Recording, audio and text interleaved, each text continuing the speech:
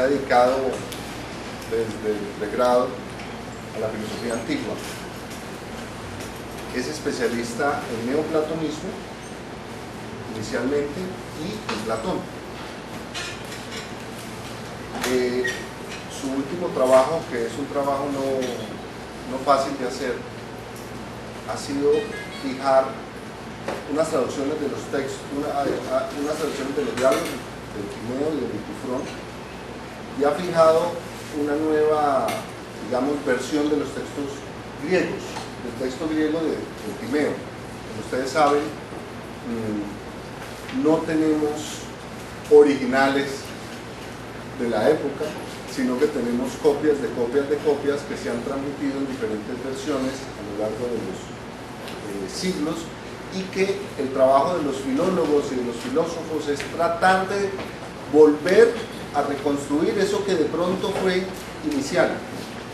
Entonces, nada más la reconstrucción del texto griego es un trabajo no solo dispendioso, sino supremamente complicado, arriesgado y complejo. Pero el profesor ha hecho una edición del Timeo, edición bilingüe, que lo ha publicado en Navada en el 2010, y tenemos con eso una renovación. Siempre que hay traducciones de textos de otras lenguas se renueva el castellano y se renueva la manera de pensar la filosofía antigua. Para mí es un placer y un honor estar de nuevo aquí en la Universidad Industrial de Santander, con muy buenos recuerdos y amigos los que hemos hecho ya a lo largo de esos 8 años. Entre la Autónoma, el Departamento de Filosofía de la universidad en la que estoy y la Universidad Industrial de Santander, la Escuela de Filosofía, hay una relación muy estrecha, no solo porque el profesor Maldonado se doctora allí, es decir, es su alma mater también, es parte de su casa, y la extensión se extiende a todos ustedes, es decir, es un centro que allí en Madrid está a su disposición para trabajar o para consultar tanto biblioteca como recursos, porque este convenio que tenemos creo que estrecha unos lazos que se preguntan por las mismas cuestiones, y entre ellas están los griegos. Yo trabajo filosofía antigua, como he indicado antes en la representación del Francisco, y entre ellos dos diálogos concretamente. Uno es el Timeo, que es el diálogo donde Platón se pregunta sobre el origen del hombre, del mundo y de la sociedad, que hasta la segunda mitad del siglo XX es el diálogo de referencia de Platón. La Segunda Guerra Mundial, con el debacle que ocasionan los totalitarismos, lleva que a partir de Popper y su crítica a la sociedad abierta y sus enemigos, se sitúe la República como el origen de los totalitarismos. Hasta entonces era el Timeo el diálogo que tanto en el ámbito romano, griego anterior, de fines de la antigüedad, hasta Heisenberg, en la física, contenía lo que se consideraban los principios físicos del platonismo. De hecho, si revisamos los manuales de historia de la filosofía, todavía siguen haciéndose a partir del Timeo en conexión con la República. ¿Por qué?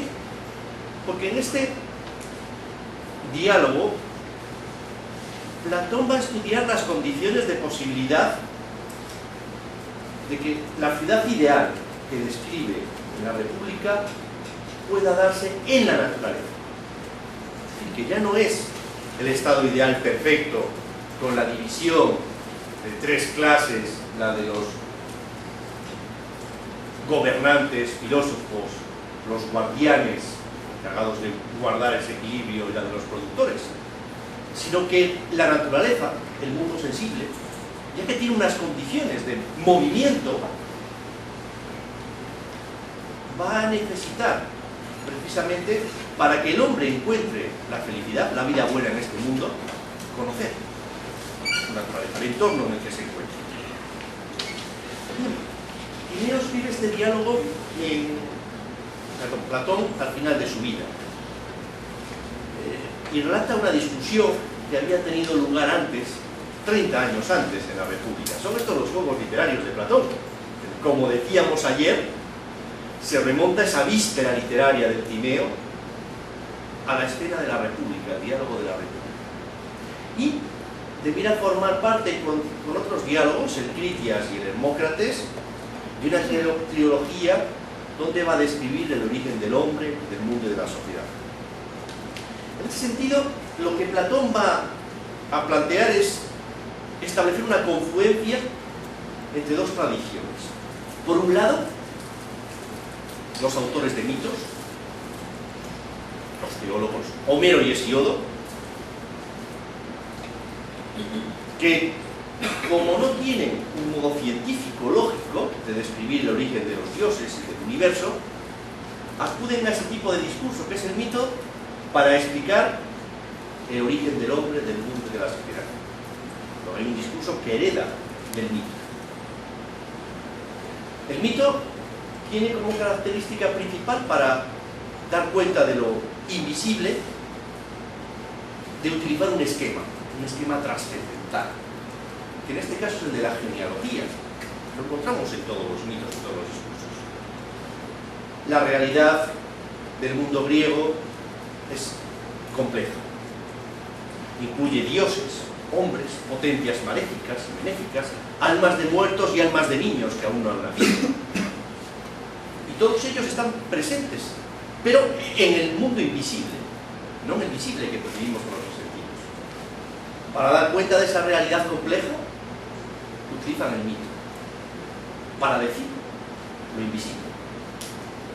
Y esos dioses que no se oponen a los hombres, sino que pueden tomar apariencia humana, como en el caso de Atenea cuando aparece ante Zeus, o Diomedes, que puede tener ciertos poderes en la lucha para otorgarle la posibilidad de la batalla, distinguir a los dioses y a los héroes que participan y a los mortales, lleva precisamente a que el mito sea un tipo de discurso que utiliza una lógica compleja, la lógica de la ambivalencia, donde no hay una oposición estricta término a término, como sucede en las lógicas proposicionales actuales basadas en el principio de la contradicción, sino que hay una oposición complementaria.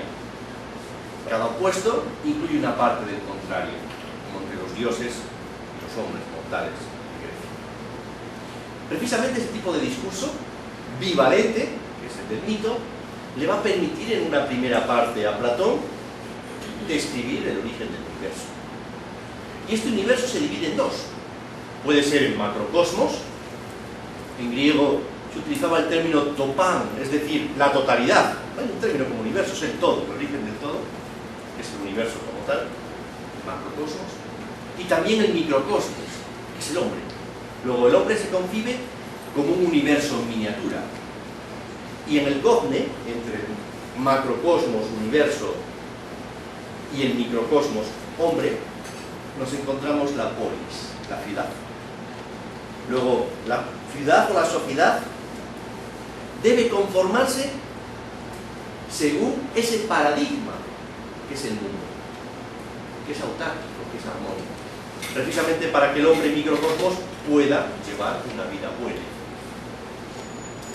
Luego vemos el compromiso cósmico en la concepción del hombre platónica. Y por ello comienza describiendo en el Timeo, así, 1, 2 y 3, pero ¿dónde está el cuarto de los invitados ayer y que hoy no está entre nosotros?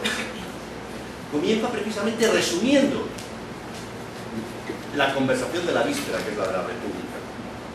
Y para ello trata de fundar en la naturaleza la constitución ideal que describe la República, mostrando cómo la antigua Atenas, una antigua Atenas aquella que ganó en la Atlántida, se adecuaba mejor al modelo de la ciudad ideal perfecta que la Atenas contemporánea, en la que le toca vivir a Platón, o la que condena a muerte al hombre más justo de su tiempo, Sócrates.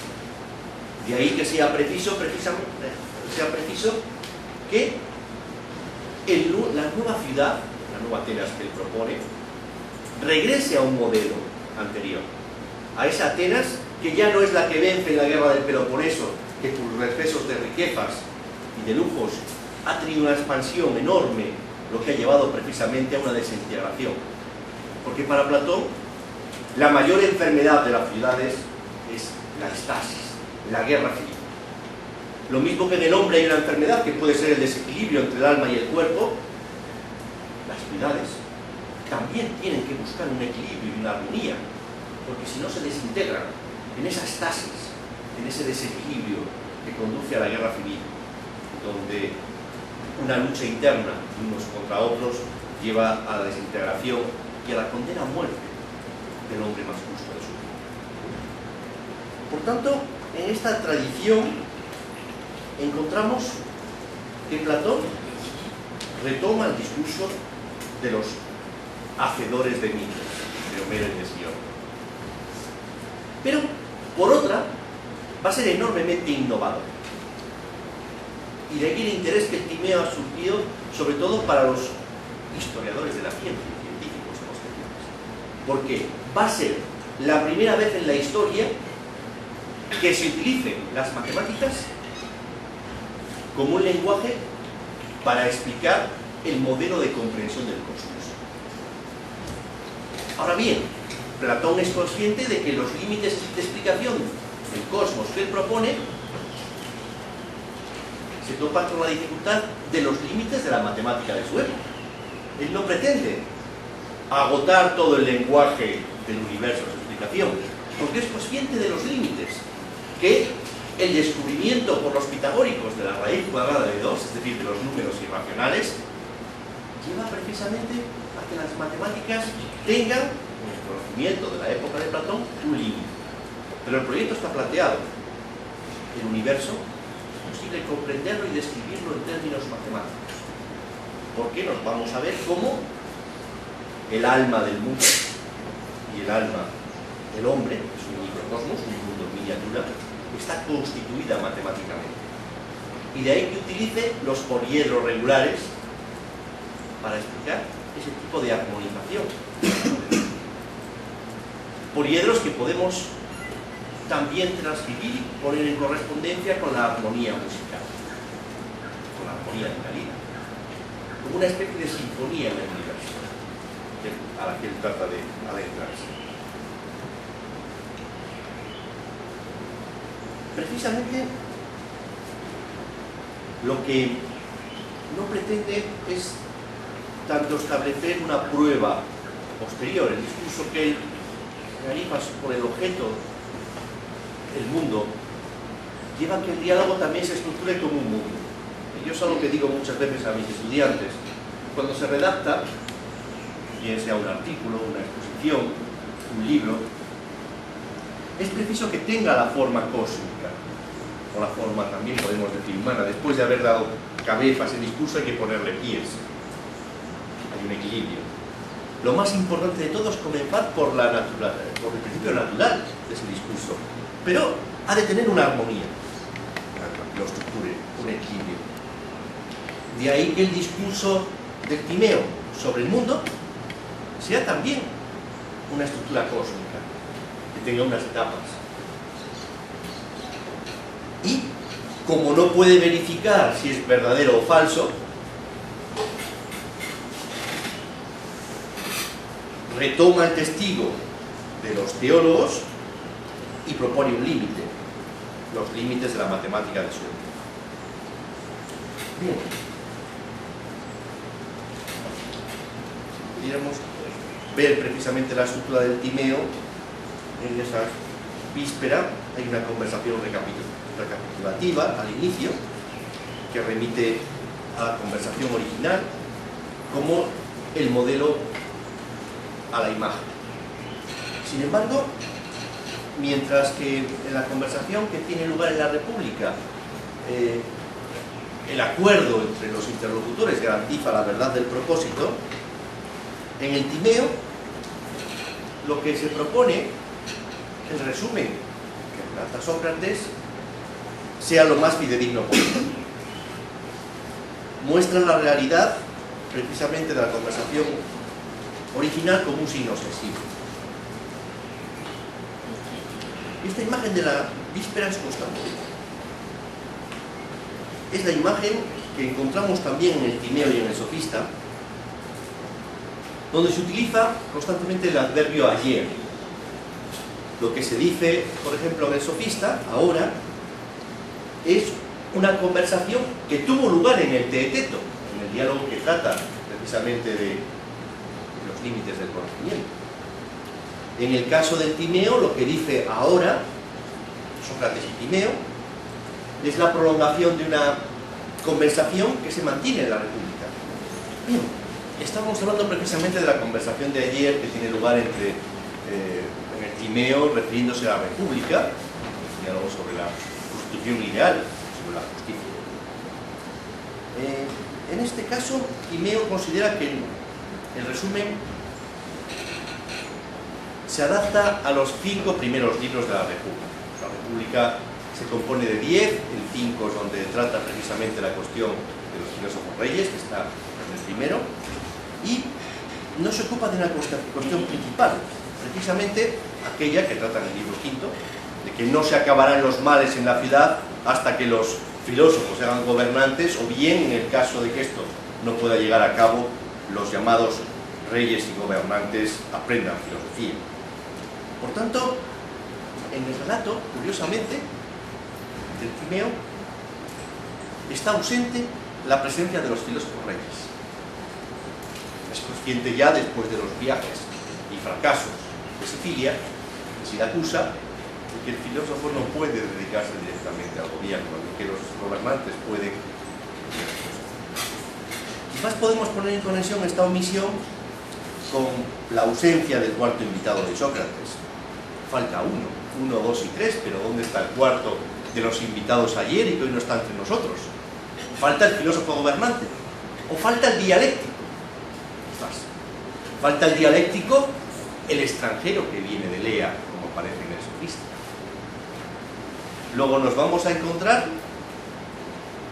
precisamente con la ausencia del filósofo gobernante. Bien, en este caso encontramos también un paralelismo, que si la República comienza en el Pireo, es decir, en el puerto, durante unas fiestas, las vendilias, unas fiestas dedicadas a la divinidad extranjera, el Timeo se sitúa en las Panateneas, que eran unas fiestas en honor a Atenea, que unían a toda la Hélade, precisamente era el lugar donde las jóvenes doncellas agasajaban a Atenea en el tiempo, y era la fiesta nacional por excelencia del pueblo ateniense. También donde se recaudaban los impuestos de todos los otros pueblos que constituían Atenas. Por ello encontramos, como he indicado antes, un ausente, que es el quinto. Hay un signo de ausencia que marca todo el relato del Timeo. Y por ello los interlocutores deben intentar suplir la parte del ausente. En este debate se habla precisamente, y lo veremos en el ámbito físico, de la ausencia del quinto cuerpo, de la quinta esencia. Cuando Platón, lo veremos en las sesiones posteriores, mañana, trate precisamente de plantear de qué están hechos, de qué elementos están hechos los cuerpos celestes, las estrellas, señalará que son de fuego. Los 4 elementos siguen siendo los mismos, el aire, el agua, el fuego y la tierra, pero las estrellas siguen en el mundo supralunar, movimientos circulares y perfectos, están constituidas de fuego. Es decir, no es preciso introducir un quinto cuerpo, una quinta esencia, el éter, como aparecerá con Aristóteles, porque el fuego puro puede marcar precisamente ese movimiento regular, a diferencia de la mezcla de los 4 elementos que se dan sujetos a la generación y corrupción en el mundo sensible. Al mismo tiempo encontramos también los poliedros regulares que marcarán precisamente esta búsqueda del quinto cuerpo que representará el universo. Antes hay una petición de Sócrates.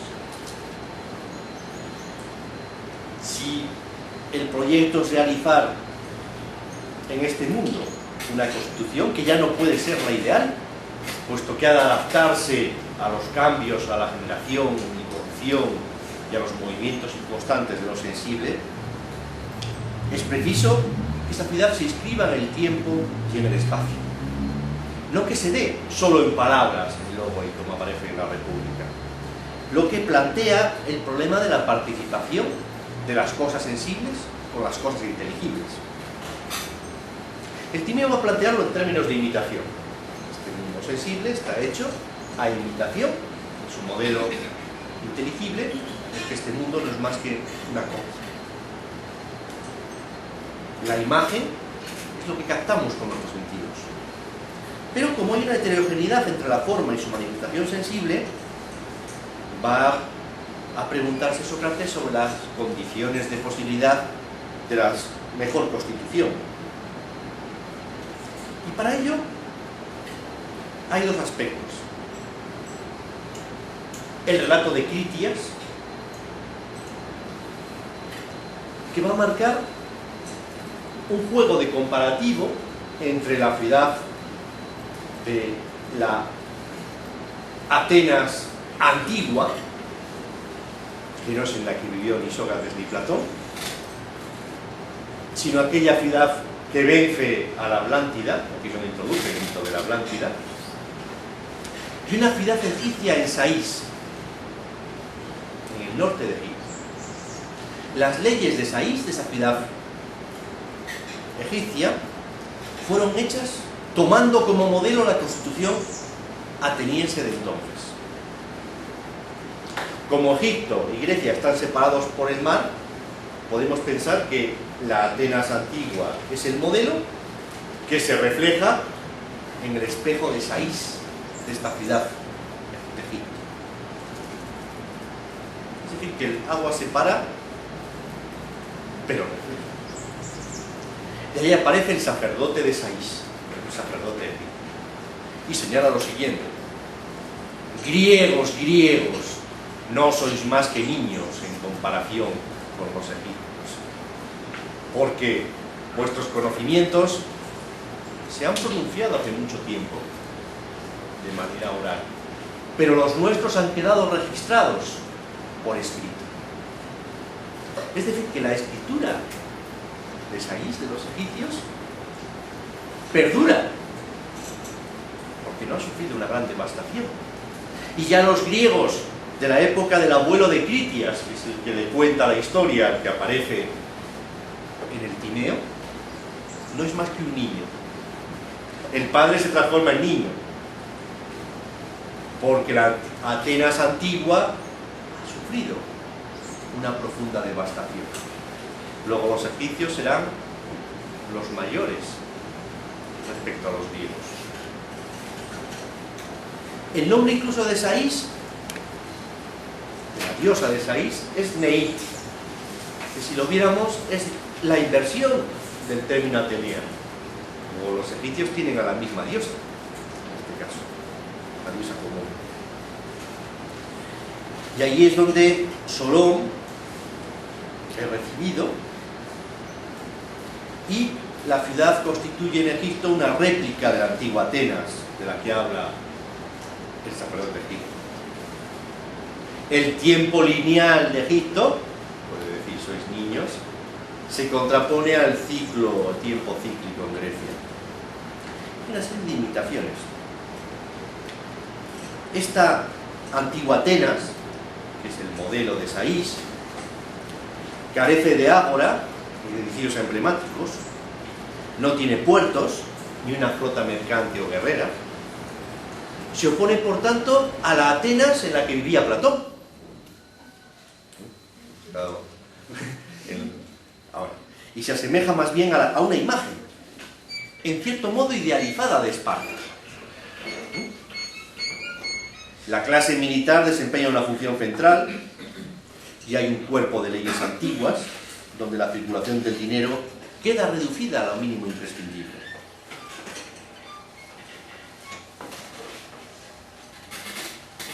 Bien, esta Atenas antigua vence a la Atlántida y se asemeja a Esparta. Precisamente se diferencia de aquella Atenas actual, o inmediatamente actual, en la que vive Sócrates, que participa en la guerra del Peloponeso, en la que pasa su juventud.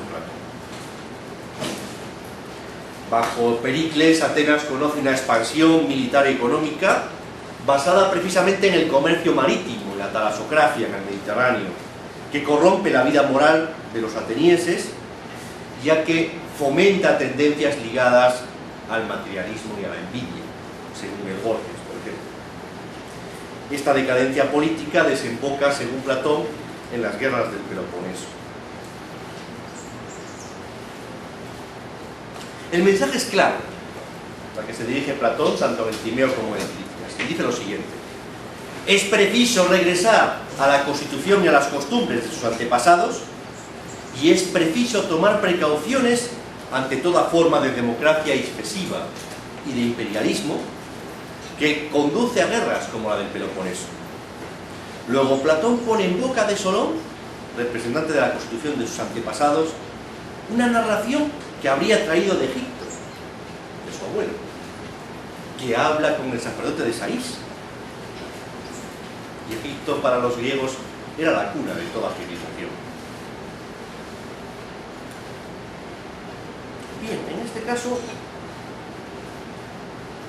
la raza humana siempre está amenazada, en contraste con la vida imperecedera del cosmos. Los hombres y las políticas, las polis, las ciudades, los estados cambian y siempre están luchando contra una amenaza. Pero ¿por qué tiene lugar precisamente este cambio de una Atenas antigua a una nueva? Son los hombres analfabetos e incultos aquellos que sobreviven a una catástrofe, precisamente a una gran inundación, un gran tsunami, al que hace referencia precisamente el mito de la Atlántida, aquellos que viven en las montañas, que no guardan la escritura, lo que va a llevar que en Egipto, en los archivos egipcios, se preserve la sabiduría de la antigua Atenas y permiten recordar cuál era aquella polis antigua, porque la actual se ha formado en el olvido tras la gran inundación. Así la ciudad egipcia, que surge 1000 años después de la ciudad ateniense, fue ordenada hace 8000 años. Y por ello el sacerdote de Saís, porque conoce los escritos, puede enseñar a Solón algo sobre las leyes y las hazañas de esa antigua Atenas. De este modo, lo que había escuchado sobre la antigua constitución ateniense pasa de Grecia a Egipto, esa antigua Atenas pasa a Egipto, y de Egipto pasa de nuevo a Grecia por medio de Solón, que se lo cuenta Critias, y lo transmite a su vez a los interlocutores del Timeo. Bien. En este caso,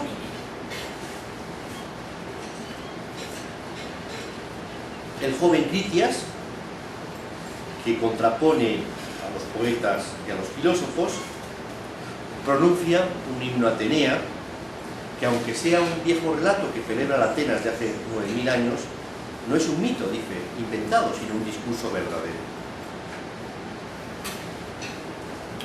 Bien, con la Atlántida y los textos que tenemos son del Timeo y del Critias, encontramos que esta cultura y civilización queda vencida por la antigua Atenas y también queda sumergidas y destruidas por este gran cataclismo, esta gran inundación que hace que se pierdan los textos, que solo se sobreviva en las montañas. Pero antes voy a tratar de exponer el tipo de discurso que aparece en el Timeo. Encontramos una distinción clara, y son un término que va intercambiando Platón, que es el de mito y logos. Él dice que el Timeo constituye un mito verosímil, eikos mitos, o un logos verosímil, un discurso verosímil, eikos.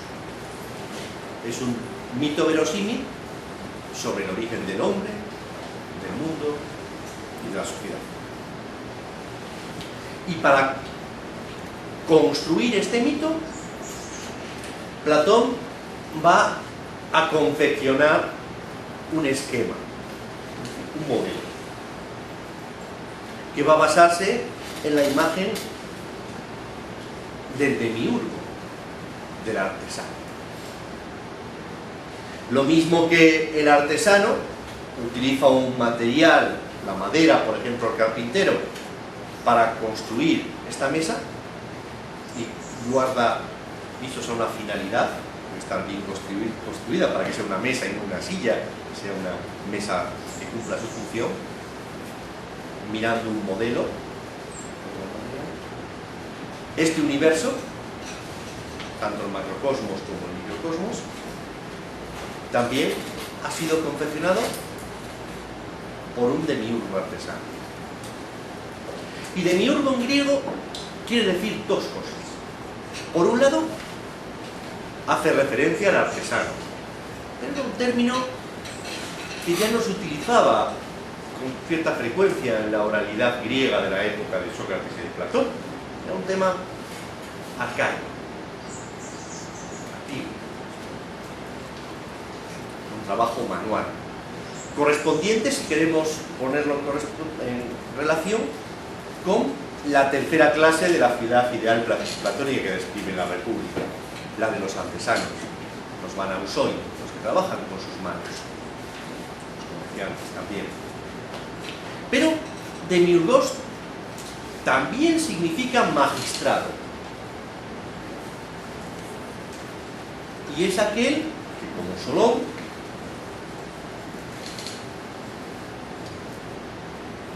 redacta constituciones políticas que sirvan para el equilibrio de los hombres, precisamente porque es capaz de persuadir con sus discursos. Y en este caso guarda mayor parentesco con la primera clase de la ciudad ideal de Platón, que describe la República, la de los gobernantes, los que conocen. También hábiles en el arte de la persuasión. Luego este artesano magistrado es el modelo que utiliza Platón para su discurso sobre el origen del mundo.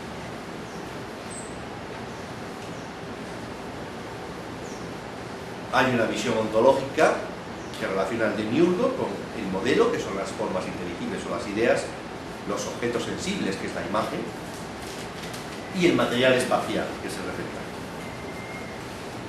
El esquema, por tanto, de la técnica resulta el más adecuado para manifestar la presencia del bien como fundamento de todas las cosas.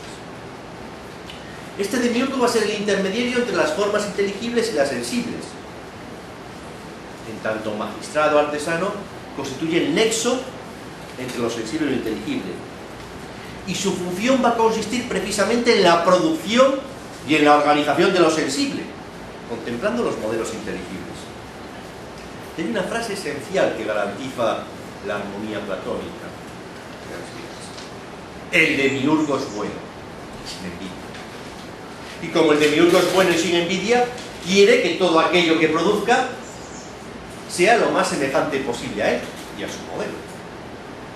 Luego garantiza precisamente el demiurgo que este mundo, el sensible, también están los hombres, las plantas, los vegetales, es la mejor copia del mejor modelo, el modelo inteligente. Luego, hay una defensa de la continuidad, no de la ruptura. El demiurgo no rompe, sino garantiza esa transmisión ideal con lo sensible de la organización. Y por ello conduce todo lo que se movía de forma caótica del desorden al orden. Y piensa que el orden es mejor que el desorden. Pero tiene que vencer una resistencia.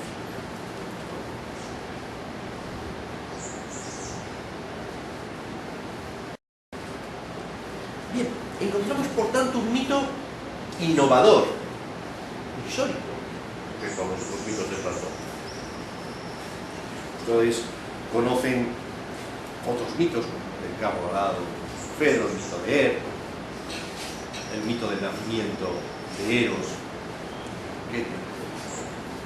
pero el mito de la caverna en la República.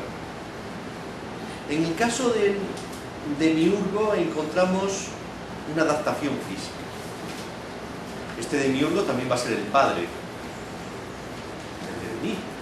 Luego va a enlazar también con la genealogía o la teogonía de Hesiod, donde la genealogía Urano es el padre de Crono y Crono es el padre de Zeus, dicen de manera engendrada cosas que son inengendradas. Dioses que son eternos, ¿cómo pueden nacer unos de otros? Es la manera visible, la genealogía, de decir lo invisible. El progenitor ocupa una posición en la jerarquía superior a lo engendrado. El tipo de despliegue que el griego hace cuando escucha un mito, de lo cronológico a lo jerárquico. Y de ahí que sea consciente de la dificultad. Es el mismo tema de lo que estamos hablando. Dice, hallar al artífice y padre de este universo es tarea compleja. Pero más difícil aún es decírselo, o incluso imposible a todos. El problema radica precisamente en esa imposibilidad de decírselo a todos, comunicar la verdad. De ahí que Timeo escoja un mito para comunicar su discurso. Y es donde aparece precisamente su exposición cosmológica. 29D. Trata precisamente de establecer el estatuto ontológico del cosmos y, tras distinguir el ser de lo generado, Timeo va a decir que el mundo sensible se corresponde a lo generado, a lo que siempre cambia y nunca es, frente a lo inteligible que siempre es y nunca pasa. El argumento sigue la siguiente secuencia. El mundo, que es el más bello de los seres generados, ha sido generado por la más perfecta de las causas, el demiurgo, quien mira el modelo eterno, y por tanto este mundo es una imagen, un icono de este modo. Solo podemos hablar de que es objeto de un logos o de un mito verosímil. Y verosímil en griego quiere decir semejante a la verdad, en el sentido de que es una imagen, como su discurso acerca del origen del hombre, del mundo y de la realidad. Lo mismo que el mundo sensible es una imagen de ellos, de lo inteligible. Luego el universo del discurso se corresponde al discurso sobre el universo. Hay una correspondencia eicónica, diríamos. El mito, el objeto. Y hay una doble mímesis, una doble imitación, la que se establece, por tanto, entre el ser y el devenir, entre el modelo y lo sensible, y entre el discurso y su objeto. Eso es lo que quiere decir el término eikos. Eikos puede significar verosímil, que tiene dos connotaciones, una negativa, otra positiva. Podemos pensar que lo verosímil solo tiene de verdadero su aspecto, pero por otra, en un sentido positivo, se refiere a aquello que puede ser efectivamente verdadero. En este caso, es casi una ciencia. Pero, ¿qué nos sucede en la actualidad? Cuando hablamos de modelos de comprensión del universo, nos encontramos que el Big Bang también es un modelo explicativo del cosmos. Una gran explosión que expande al universo. Es un eikos logos, un discurso verosímil sobre el origen del universo. Luego encontraremos la aplicación de la matemática, pero el discurso trata de adaptarse al modelo. Pero también con la teoría de los agujeros negros, con las funciones del tiempo y la eternidad en un espacio puro, con la teoría de cuerdas. La ciencia, desde Timeo, sigue elaborando modelos de comprensión o modelos de inventar el universo que se adapten de la manera más perfecta a ese discurso que es el universo y ese universo que también es un discurso. De ese modo el hombre trata de adentrarse. Bien, hay un juego poético, por tanto.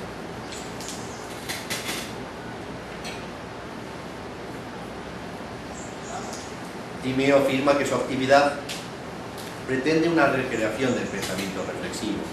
Y cuando para descansar, dice en 59f, uno deja los discursos referentes a las realidades que siempre son, considera los verosímiles acerca de la generación y consigue un placer despreocupado, podría darse un entretenimiento moderado y prudente en su vida. Y varios pasajes aparecen precisamente con este componente poético. Nos encontramos, por tanto, ante un contexto en que el que más sabe de astronomía y de matemática de su época es Timeo, quizás un trasfondo de Eudoxo de Gnido, de un pitagórico llegado de Sicilia, de la Magna Grecia, se une a aquellos que están familiarizados con discursos técnicos, retórica como Critias o Hermócrates. Y el discurso de Timeo se presenta como una lección científica. Timeo se propone apoyarse en demostraciones y razonamientos que van a seguir reglas lógicas.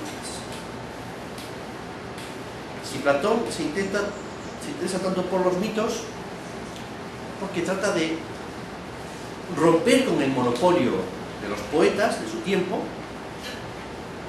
para imponer otro tipo de discurso, que es el filosófico. Ahora bien, para ello debemos analizar la oposición que en Grecia se da entre mito y logos. Mito como relato, logos como discurso argumentativo. Bien, en Grecia no se da verdaderamente un paso del mito al logos, sucede en la tesis de Nestor.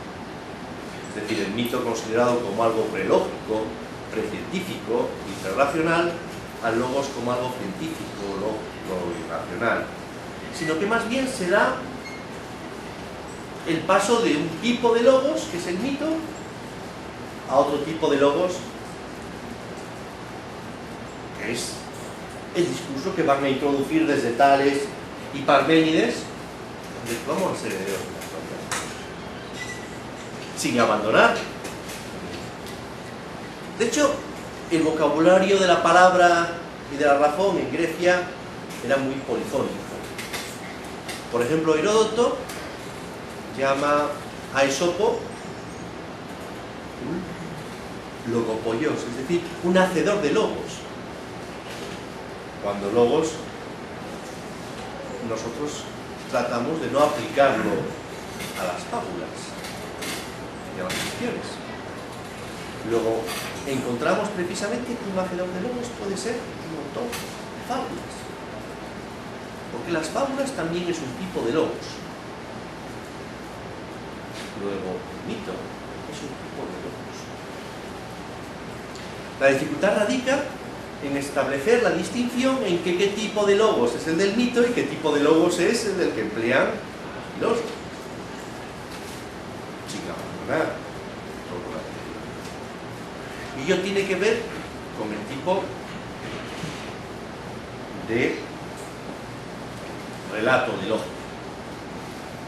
Hemos hablado antes de la lógica bivalente, que es la tradicional, la que utilizamos logos,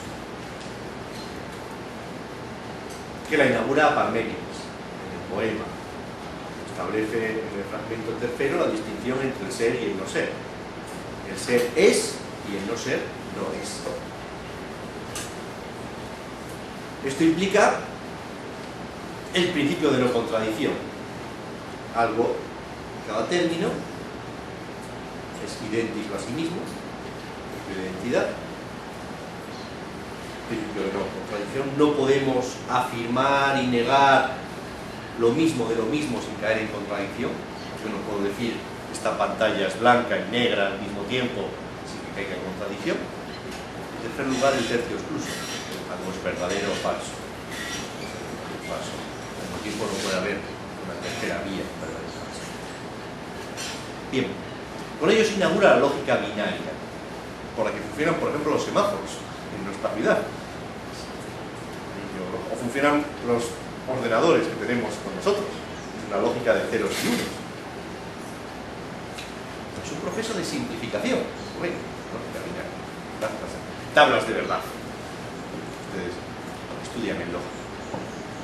Pero la lógica del mito es una lógica compleja. De que cuando hablamos que las sociedades arcaicas son más simples que las actuales, nos equivocamos. Porque allí se entreteje ese mundo de lo invisible con el mundo visible del que hablábamos antes. Y allí cada término no es opuesto a otro, sino que hay una oposición complementaria. El símbolo que podemos utilizar para hablar de esta lógica ambivalente o de oposición complementaria en el caso del mito es el del Tao.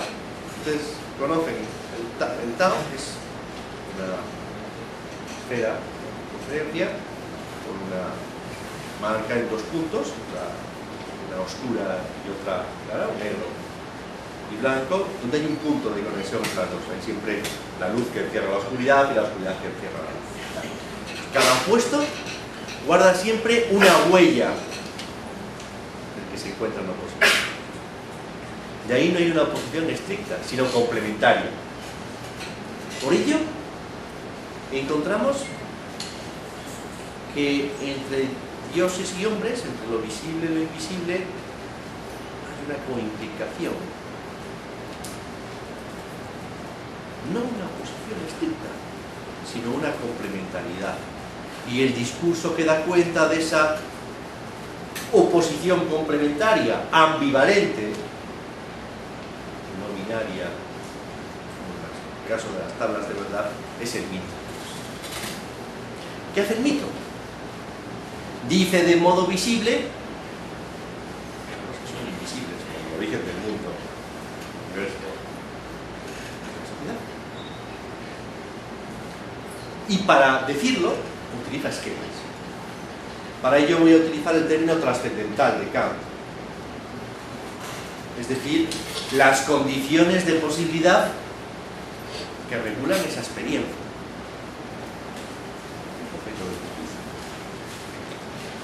Y para ello utilizan esquemas, es decir, modelos. El Big Bang es otro modelo, ¿verdad? Explicar el origen del universo. Pero el modelo preferido de los griegos era la genealogía. Es decir, que es como si hubiesen nacido unos de otros, siendo eternos. Parménides utiliza el esquema trascendental del camino. Compara al que conoce o al que quiere conocer con un caminante, pero que puede desviarse de su camino, puede desorientarse en ese camino. Y ahí parece la idea de método, el camino hacia, la posibilidad de seguir el seguro camino o desorientarse. Y Platón, en el Timeo, utiliza el esquema trascendental de la técnica, del artesano. Este mundo ha sido como fabricado por un artesano, utilizando un material para él. Luego el discurso sobre el origen del mundo, a partir de este esquema de la técnica, que es el esquema regulador, las condiciones de posibilidad de la experiencia cosmológica, no es verificable. En tanto mito. Es un relato, pero que va a utilizar la argumentación matemática. De ahí su carácter verosímil.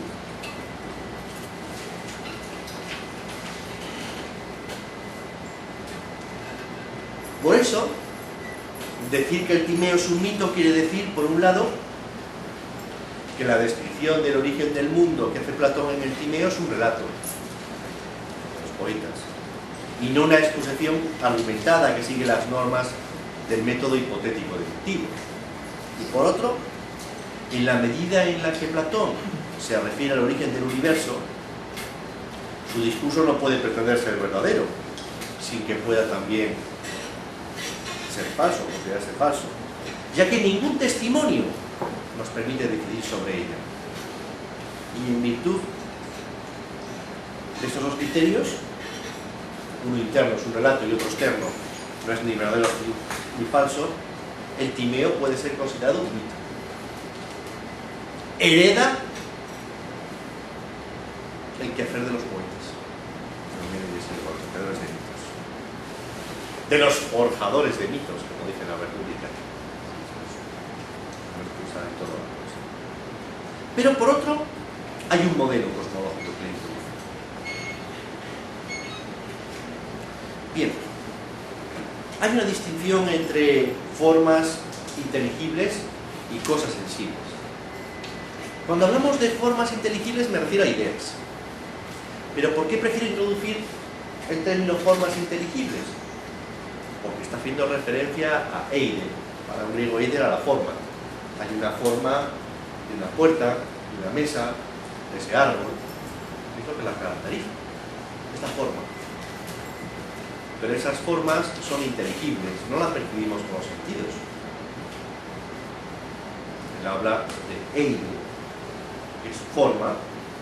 También utiliza el término idea, pero el término idea ya lo había empleado antes Demócrito, cuando señalaba que lo real se compone de átomos y vacío, y esos átomos tienen un tamaño y una forma, unas ideas, tienen unas ideas de átomos.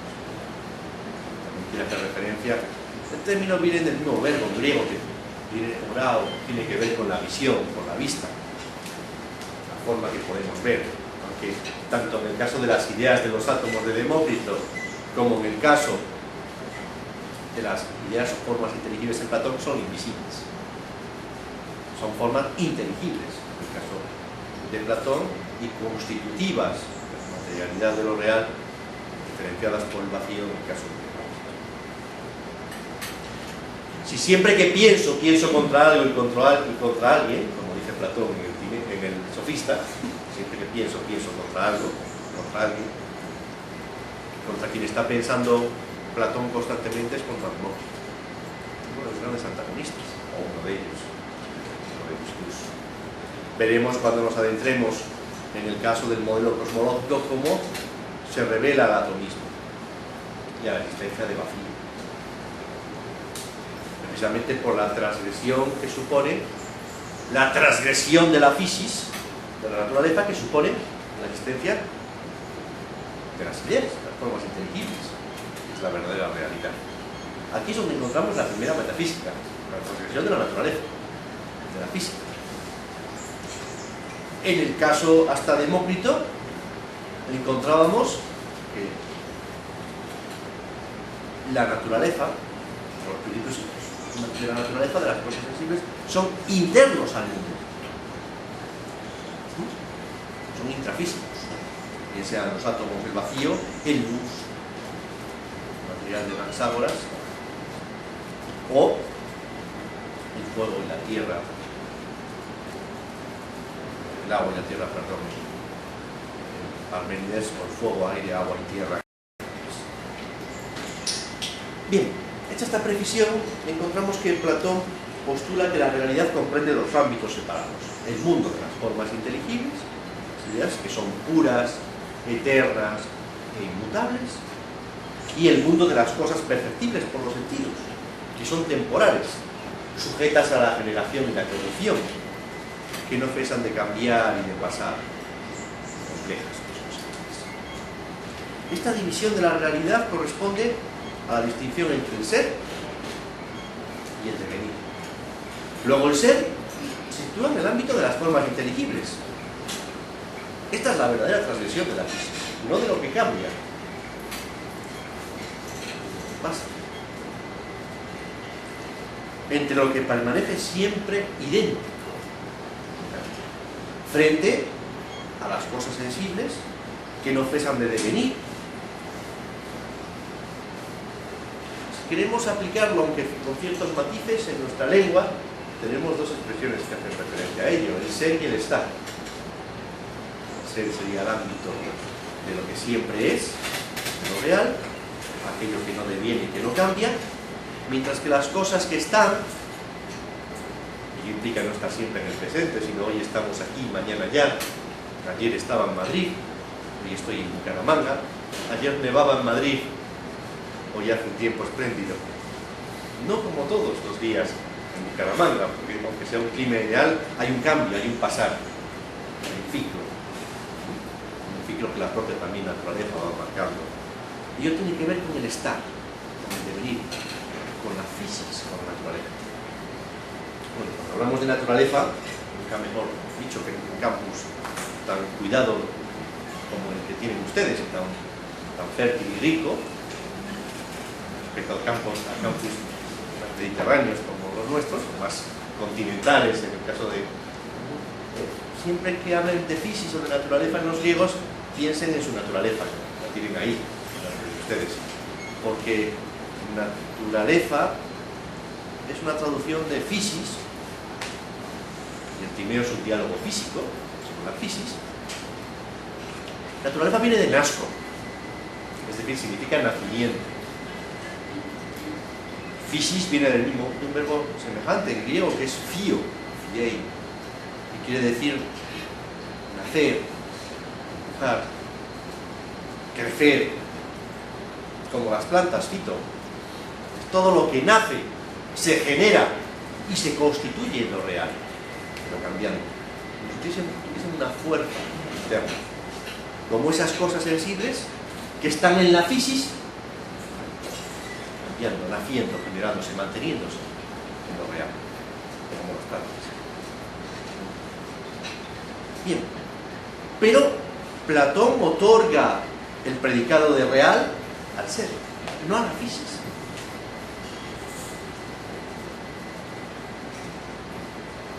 Podemos decir que en la physis están las cosas, mientras que los seres están solo en las formas inteligibles. Las formas inteligibles, que son denominadas ideas también, son estructuras objetivas de la realidad. Es decir, que a diferencia del Protágoras de Platón, ya no es el hombre la medida de todas las cosas.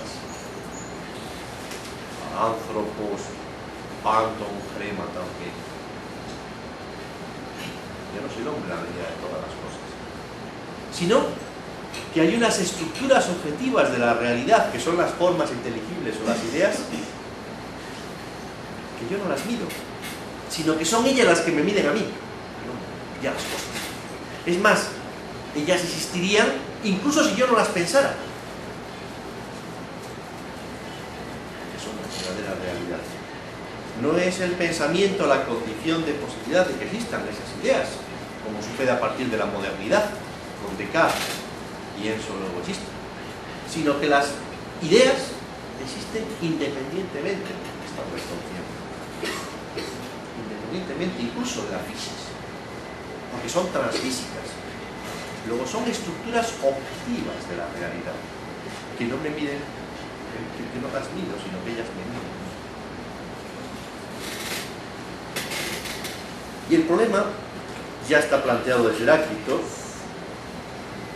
tiene su origen en este principio, este prejuicio.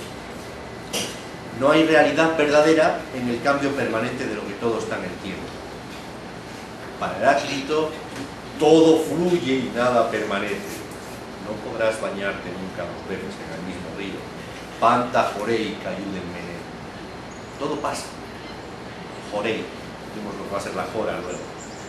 Jorei implica pasar de una a otra, de un territorio a otro. Y nada permanece. Todo lo que está en el tiempo, todo lo que deviene siempre, todo lo que nosotros los modernos llamamos material.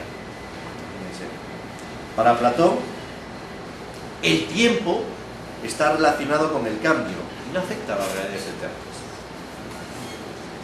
El tiempo va a ser una imagen móvil de la eternidad, o va a implicar un movimiento icónico. Por tanto, la realidad verdadera se halla del lado de lo temporal, de lo que no cambia, de lo que no pasa. De ahí la necesidad, si se quiere llegar al conocimiento, de plantear como tesis la existencia de un mundo separado, constituido por realidades inmutables, estructuras objetivas de la realidad, que son las formas inteligibles, que no cambian, que no se generan y se destruyen. De ahí diferencia. ¿Qué es lo que siempre, dice el 27D, y no se genera, y qué es lo que se genera siempre y nunca es? Uno puede ser comprendido por la inteligencia, con la ayuda de la razón. Siempre es idéntico. El otro, no es que no podemos conectarlo, luego lo veremos, es opinable por medio de la opinión con la ayuda de la percepción sensible y racional, ya que se genera y se destruye, pero nunca es realmente. Por tanto, el conocimiento, ciencia, episteme, tiene como objeto las formas inteligibles y es el único susceptible de alcanzar la verdad definida. En cambio, aquello que se genera siempre y nunca es, el mundo de las cosas, Platón lo califica como objeto de opinión, de doxa. No es ciencia, es opinión. Es un tipo de conocimiento que solo puede alcanzar lo verosímil, dado el carácter siempre cambiante de su objeto. Y esto planteará una cuestión radical en el Tineo. Como su discurso es un discurso sobre física, sobre las condiciones de posibilidad, o de realización, de posibilidad del mundo, de la ciudad ideal perfecta en la naturaleza, puede haber un conocimiento físico en Platón, o solo nos vemos recluidos a la mera doxa, a la opinión física, y no podemos alcanzar las características de inmutabilidad, de permanencia que requiere la episteme, la ciencia. Esa es una dificultad.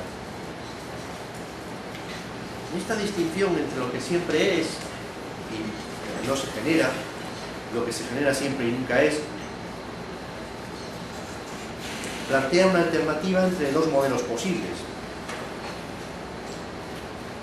Si se dice como modelo no generado, es decir, no sensible, el mundo, o el resultado, perdón, jamás será bello. Mientras que si se escoge el modelo eterno, la obra será bella. Ahora bien, como lo que se genera y se destruye es de algún modo, aunque jamás llega a ser verdaderamente, y como todo lo que genera tiene todo lo que se genera tiene necesariamente una causa, esta en este contexto en un sentido artesanal, y como el mundo es bello, el artesano divino de Miurgo lo ha producido mirando un modelo eterno, que es siempre idéntico y no al modelo generado. Luego, este mundo, la belleza de este mundo garantiza la existencia precisamente de Platón de un mundo de las ideas, precisamente por la belleza de ese conjunto. Es decir, que el modelo eterno transmite por mediación del demiurgo la belleza a la copia, es decir, al mundo. Si el ser se diferencia del devenir, encontramos que el devenir, lo que se genera siempre, se diferencia del mundo por cuatro razones. Porque el ser se distingue del devenir porque hay un material espacial. Es decir, vamos a ver qué es el material espacial. Tenemos el ser, lo que siempre deviene, lo que siempre es y nunca deviene, que siempre es idéntico, siempre lo mismo, no sujeto al cambio, objeto de ciencia, de episteme, y tenemos el mundo del devenir, que es el mundo de la fisis, que siempre se genera y nunca es lo que está pasando, sujeto al tiempo, que pasa de uno a otro, y su objeto es la doxa.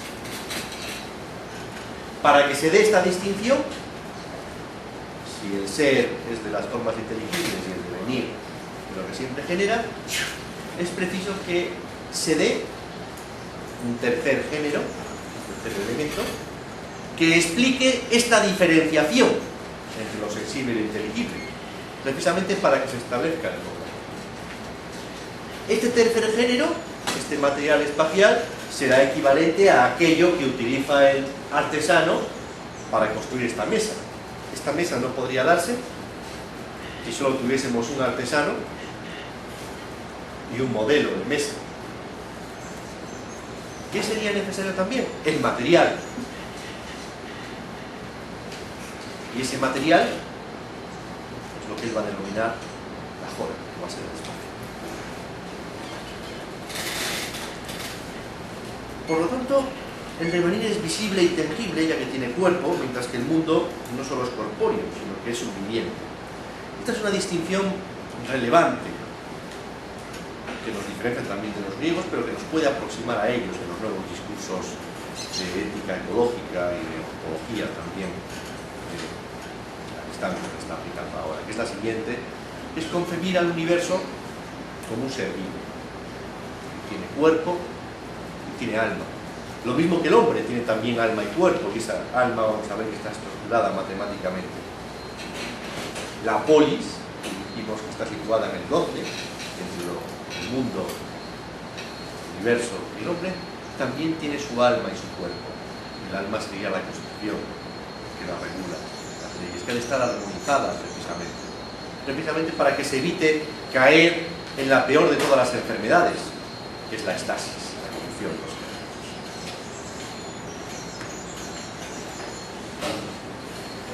El devenir por sí solo implica desorden y la organización viene, por tanto, destinada por el alma.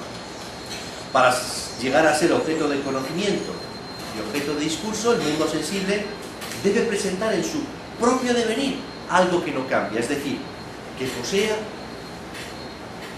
cierta permanencia, por tanto sea idéntico. Es decir, que lo inteligible ha de estar presente de algún modo en lo sensible, para que podamos conocer y establecer discursos. Las cosas sensibles son solo copias de las inteligibles, pero por la copia podemos precisamente descubrir aquello de lo que participan, son las realidades inteligibles. Las cosas sensibles participan de las formas inteligibles y estas constituyen su modelo, lo que explica la semejanza entre las copias, las cosas sensibles, y su modelo, las formas inteligibles. Sin embargo, la noción de semejanza presenta una doble cara. Por una parte, implica identidad. Decimos que esta mesa se parece a aquella, por ejemplo, o es semejante a aquella, pues también implican diferencia. No son la misma mesa. Piensen en las sillas donde están ustedes. Son sillas, no puertas, no podrían ser objeto para que están fabricadas. Es decir, que implica una identidad y por otro una diferencia. No todas son iguales, aunque estén hechas bajo el mismo patrón o el mismo molde, proceladas por el mismo artesano, buscando la misma función. Lo que diferencia a una copia de otra, lo que diferencia al modelo de la copia, es el medio espacial. Aquello de lo que están constituidas las cosas sensibles y aquello en lo que aparecen como múltiples y distintas y de donde desaparecen, que poseen también el rango de principio. Por tanto, el material espacial, el medio espacial, distingue al modelo de la copia y también distingue a cada copia una de otras por el espacio en el que se encuentra. La perspectiva que cada uno de ustedes tienen desde su silla en concreto es diferente, porque su silla ocupa un lugar concreto, unas coordenadas, todos. Aunque el material, podamos decir, sigue siendo prácticamente el mismo. Bueno,